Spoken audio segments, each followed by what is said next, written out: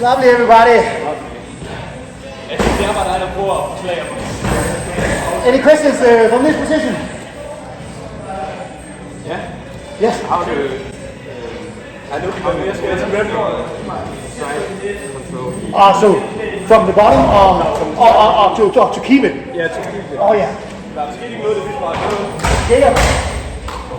To keep it. We're going to continue. There's a lot of things, but we can continue with what we learned before with the inside position.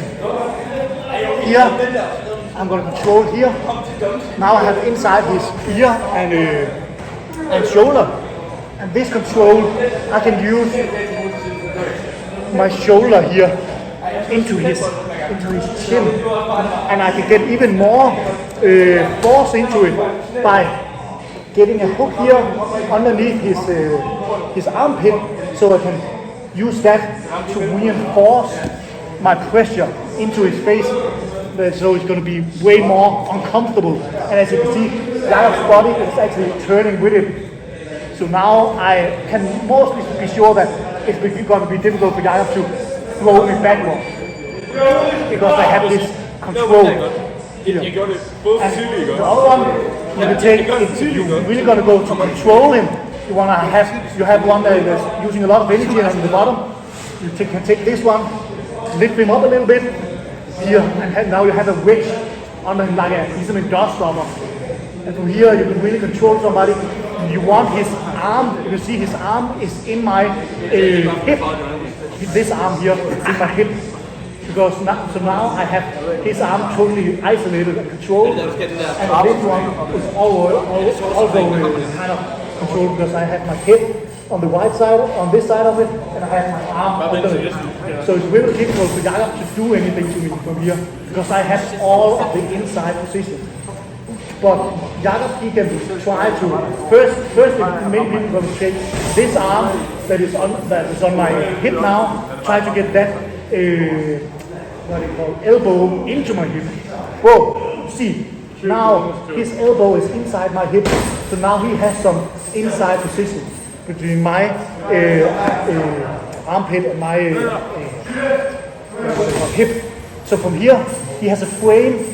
So he's going to dictate. I cannot get as close to him as I could before, because now he has some bones between me and him. So now he can push me and manipulate me even more.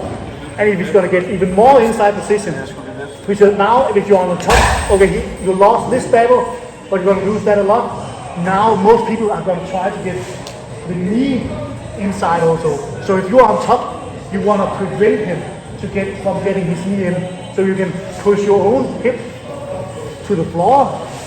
Now it's more, when the young try to get his knee in, you have closed the door.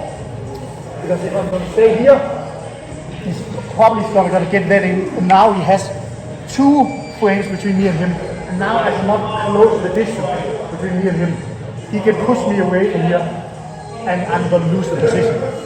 So you want to always fight him from the inside position. Oh, he has this arm in, you can try to take his tricep, try to get it way in, but he's going to get it.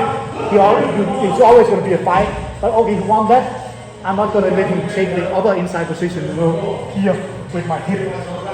Here, I want to win that, so I can close it by going down here, and I actually can take his triceps up on my hips again, because he wants it here, so he can push me aside and do all kind of weird stuff.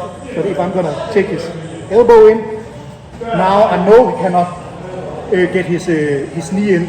Now I have closed this opportunity, and many people are escaping this way. Another one, especially if you're going to go to those guys who train a lot of MMA, they're always going to go after the underhook and stand up from there.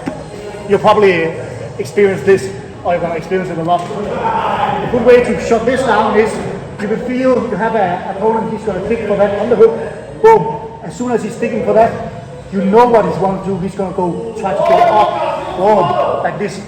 So we're going to close that opportunity. He has got the underhook, but now I'm going to take this hand and I'm going to block his hips. I'm just going to take it to the other side of his hips here. And now I've blocked his hips, and I'm going to take this hand and block his head. So now I have blocked his head and hips, So now I cannot turn. From here I'm just going to turn with him. Now I'm in better position. I've closed down his underhook. Now I'm trying to break his arm instead of him coming up. So we will want to, it's a lot of wedges. Think about a lot of ligesom dørstopper for stop and dør. It's the same you want to do to his body. This is a wedge on his head. This is a wedge underneath his back. It's everything is like a dørstopper. And the same here, you get the underhook here. Now I'm going to put a wedge between me and him here because I know I'm going to block his hips. Oh, I've blocked his hips, but now I have nothing blocking him from just scooting backwards. You can see now there's nothing on this side. You always want to have diagonal control, so I'm going to wedge in here. So now the door cannot go this way, and the door cannot go this way. Boom.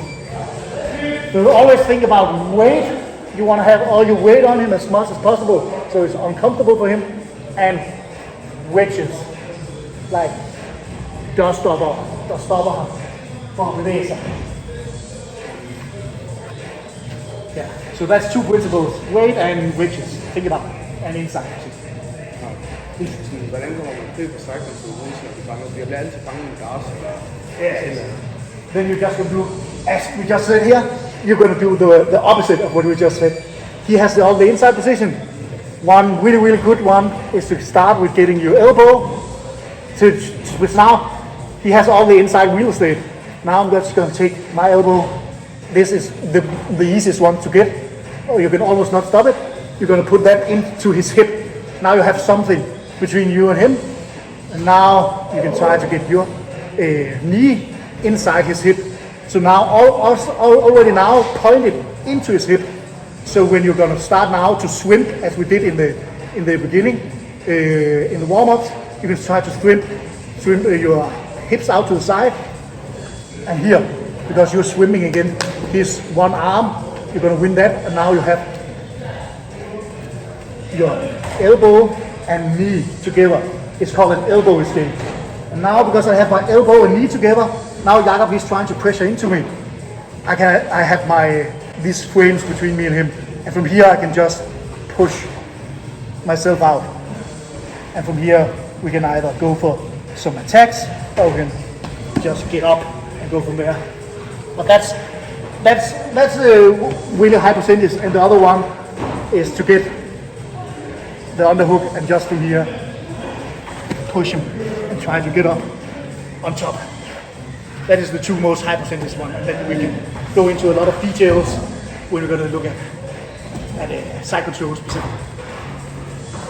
Well, nice guys. So now we're going to go to